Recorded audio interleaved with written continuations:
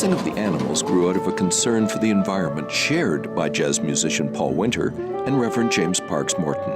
Paul Winter is an old colleague of mine, and he became an artist in residence, and he was really trying to make the environment very visible through his music. In early 1981, the dean came to me and asked if we could create 20th century music for the Mass. Paul himself said, you know, I want to write a Mass for the earth, an environmental liturgy. And I said, could we use our animal musician friends as celebrants in the Mass? And he said, fine, no problem.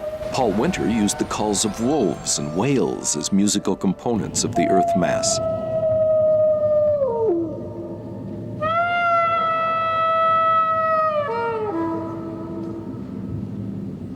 So after doing it 3 years in a row on St. Francis Day, the idea emerged to actually have the animals in the Mass.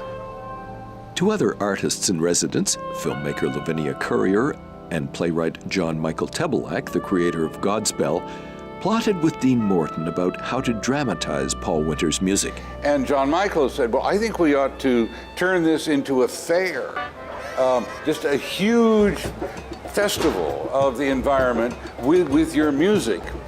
And we ought to have all kinds of actors and dancers and tell people they could bring their animals. And then Lavinia said, do you think we could have actual animals in the cathedral? I mean, a great procession of animals? And I said, yeah, that would be fantastic. What a wonderful idea. The cathedral's big enough for a giraffe.